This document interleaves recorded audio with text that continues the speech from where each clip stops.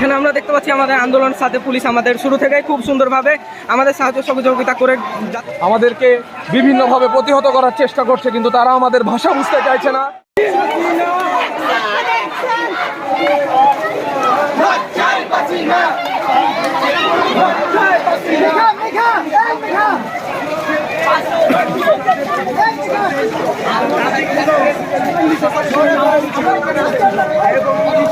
এবং রাস্তাতে আমরা দেখতে পাচ্ছি বিভিন্ন গলি থেকে ছাত্রছাত্রী এসে জয়েন হচ্ছে।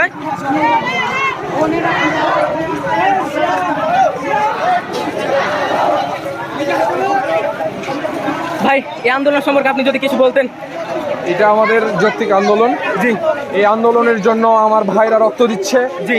এই রক্ত দেওয়ার কারণে যেইভাবে আমাদের ওপর অন্যায় জুলুম অত্যাচার করা হচ্ছে, জি, আমাদের যৌক্তিক দাবিগুলোকে যেভাবে নাশচাত করার জন্য একটা গোষ্ঠী, একটা শ্রেণী আমাদেরকে যেভাবে হয়রানি করার চেষ্টা করছে, আমাদেরকে বিভিন্নভাবে প্রতিহত করার চেষ্টা করছে, কিন্তু তারা আমাদের ভাষা বুঝতে চাইছে না। জি। তারা আমাদের ভাষার মাধ্যমে আমাদের দাবি, আমাদের অধিকারগুলো যে আমরা বাস্তবায়ন করতে চাই, তাদের সন্তানদের জন্য, তাদের পরবর্তী প্রজন্মের জন্য যে এটি আমাদের এখনকার মাঠে নামা, তারা হয়তো এখনো এটা বুঝতে পারছে না। আগামীতে 10 বছর পর যখন এই পরিস্থিতির মুখে তার সন্তানেরা আবির্ভূত হবে, তার সন্তানেরা যখন এই সকল অপপ্রচার এবং অযৌক্তিক হামলার শিকার হবে, তখন তাদের টনক নড়বে। আমাদের এই আন্দোলন চলছে, আমাদের এই আন্দোলন চালিয়ে যাব। আন্দোলনে পুলিশ বা কোনো প্রশাসন আপনাদের হুমকি ধামকি দিয়েছে কিনা? প্রশাসন আমাদেরকে যথেষ্ট সহযোগিতা করছে এবং আমরা তাদের সহযোগিতা আমরা দেখতে পাচ্ছি। এরকম সহযোগিতা আমাদের দেশে চলমান থাকলে আমাদের যে আন্দোলনের যে লক্ষ্য, আমরা সেটা পূরণ করতে পারবো ইনশাআল্লাহ। ইনশাআল্লাহ আমরা প্রশাসনের এমনই সহযোগিতা চাই।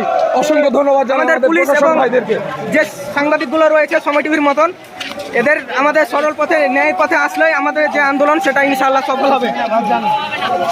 দেখুন, আমি পুলিশের পাশে দাঁড়িয়েও এরকম ভাবে কথা বলছি, কিন্তু তাদের আমাদের চোখ রাঙিয়ে বলার মতো কোনো কথা দেখতে পাইনি, কারণ তারা আমাদের আন্দোলনে সফলভাবে আমাদের সাহায্য সহযোগিতা করেছে, এটা মানতে হবে।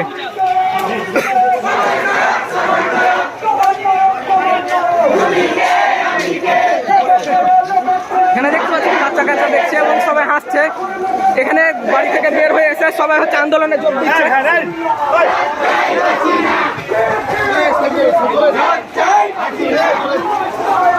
আমরা এখন যাচ্ছি চাঁপাইনবাবগঞ্জের, আমরা শহরের ভেতর থেকে আমরা মেন রোডের দিকে যাচ্ছি এবং ভুয়া ভুয়া বলে তোপধ্বনি দিচ্ছে এখানে।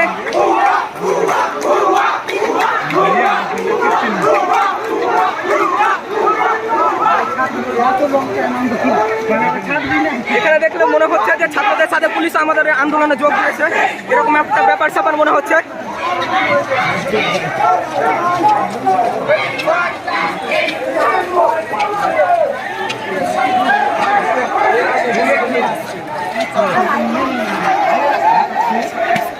এখানে আমরা দেখতে পাচ্ছি আমাদের আন্দোলনের সাথে পুলিশ আমাদের শুরু থেকেই খুব সুন্দরভাবে আমাদের সাহায্য সহযোগিতা করে যাচ্ছিল, যার কারণে আমরা এই আন্দোলনকে সফল করার দিকে ধাবিত হচ্ছি।